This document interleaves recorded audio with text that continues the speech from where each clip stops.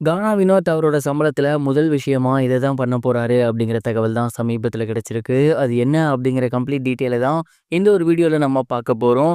Big Boss season 9ல unofficial winner அப்படின்னா அது கானா வினோத் அவர்கள் தான். ஏன்னா, அவர் வீட்டுக்குள்ள இருந்திருந்தாருன்னா அவரு தான் அந்த சீசனோட டைட்டில் வின்னர். பட் ரூ. 18,00,000 பணப்பெட்டிய அவரு எடுத்துட்டு வெளிய வந்துட்டாரு.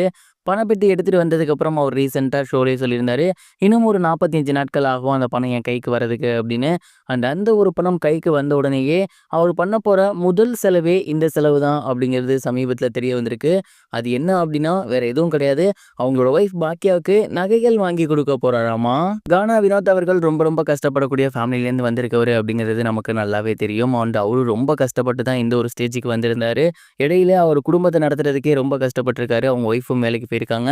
அவங்களுக்கு ஏதாவது பண்ணணும்னு ஆசைப்பட்டாலுமே, அவங்க குடும்பத்தோட செலவு ஓட்டுறது, அவங்க குழந்தைகளுக்கு படிப்பு செலவு இதற்கே சரியா போயிருக்கு.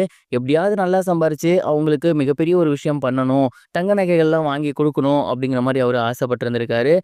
அந்த ஒரு கனவு இப்ப நிறைவேற போகுது அப்படின்னு தான் சொல்லணும். பிக் பாஸ் மூலியமா அவருக்கு கிட்டத்தட்ட ரூ. 18,00,000 கிடைச்சிருக்கு. அதுல முதல் வேலையா அவங்க கழுத்துக்கு ஒரு நல்ல செயின் வாங்கி குடுக்கலாம் அப்படிங்கிற முடிவு பண்ணியிருக்காராமா. பிக் பாஸ் ஸ்டேஜ்லயே அவரு சொல்லியிருந்தாரு, "என்னோட வெற்றிக்கு மிகப்பெரிய ஒரு காரணம் என்னோட ஒய்ஃப் தான். அவங்க பேச்ச நான் கேட்டிருந்தேன். அதனால தான் இப்ப நான் இங்க நிக்கிறேன். கண்டிப்பா அவங்களுக்கு தான் நான் இந்த இதுல மிகப்பெரிய விஷயம் பண்ண போறேன்" அப்படின்னு சொல்லியிருந்தார் இல்லையா? ஸோ அந்த ஒரு மிகப்பெரிய விஷயம் அப்படிங்கிறது தங்க நகைகள் தான். அவங்க ஒய்ஃபுக்கு போதும் போதுங்க அந்த ஒரு அமௌண்ட்ல தங்க நகைகள் எடுத்து கொடுக்க போறாராமா.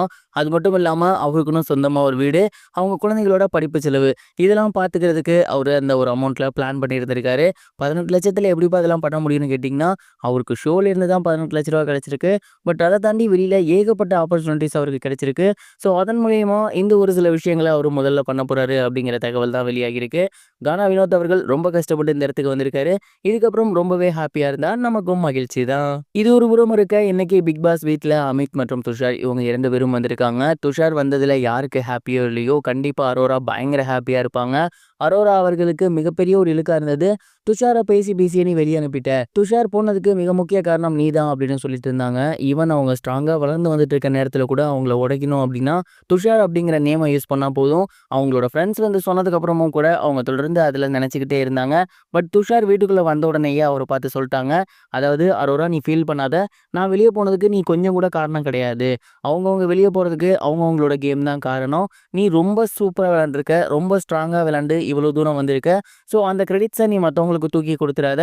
நீ ரொம்பவே நல்லபடியா விளையாண்டுருக்க" அப்படிங்கிற மாரி சொல்லியிருந்தாரு. ஸோ இதன் மூலியமா அரோராக்கு இருந்த மிகப்பெரிய ஒரு மனக்குறை போயிருச்சு அப்படின்னு தான் சொல்லணும். போற போக்க பார்த்தா அவங்க தான் டைட்டில் வின்னர் அப்படி இல்லன்னா ரன்னரா வருவாங்கன்னு நான் நினைக்கிறேன். நீங்க என்ன நினைக்கிறீங்க?